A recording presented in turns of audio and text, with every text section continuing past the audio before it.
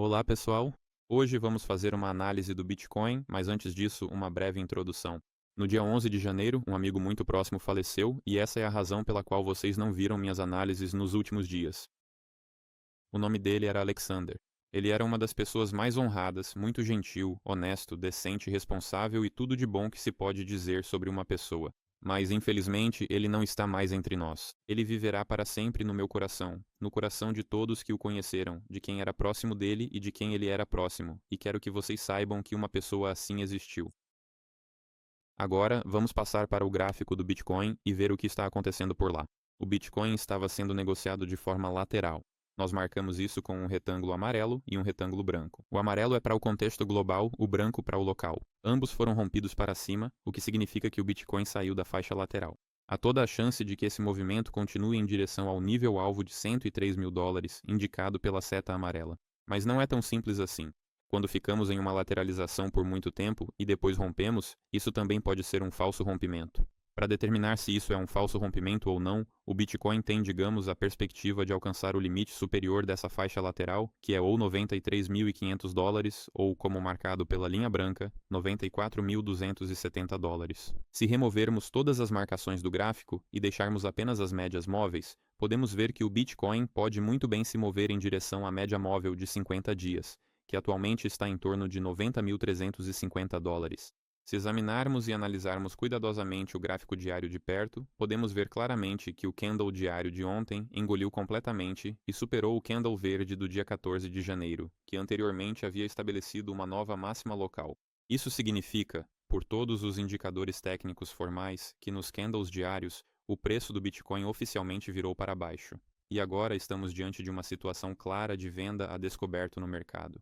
Então, por um lado, rompemos a faixa lateral. Deixe-me ligar as marcações novamente. Mas, por outro lado, podemos cair e testar tanto o nível de 94.270 quanto o nível de 93.500 dólares, ou até mesmo a média móvel de 59 dias, se ignorarmos as marcações e olharmos apenas para as médias.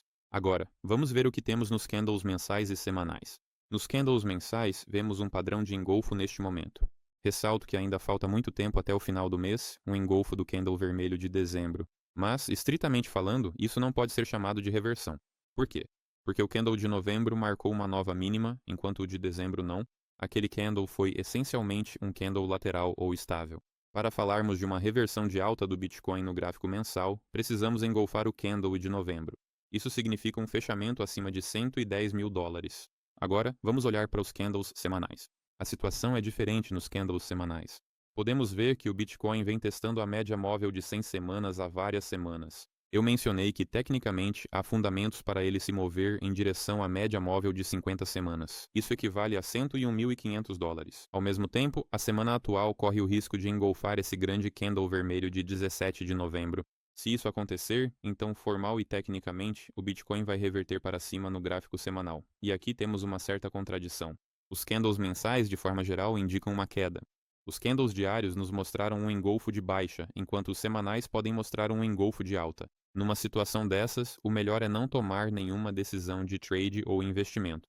O que eu faria agora? Se a semana atual encerrar sua sessão de negociação com um engolfo de alta decisivo sobre essa formação de candle semanal vermelho ou laranja substancial, então eu, pessoalmente, vou concluir para mim mesmo que é muito provável vermos o preço do Bitcoin alcançando a região dos 101.500 dólares. Mas até vermos o mesmo tipo de engolfo nos candles diários e uma consolidação acima da média móvel de 100 dias, eu não consideraria nenhuma posição comprada ou qualquer compra, porque é muito provável que a gente vá para essa região 90.500 dólares. Talvez isso não aconteça, mas aqui e agora, na minha opinião, comprar é bastante arriscado. Ainda assim, o cenário técnico continua favorecendo uma alta em direção à região dos 100 mil dólares. E globalmente, olhando para os candles mensais, há uma probabilidade muito alta de que subamos para 100 mil dólares ou não, vamos atualizar a mínima de novembro abaixo de 80.600 dólares. A próxima análise será sobre o índice S&P 500. Pode ser sobre o Nasdaq, mas muito provavelmente será o S&P 500. Inscreva-se no canal e não perca a análise se você estiver gostando. Até logo!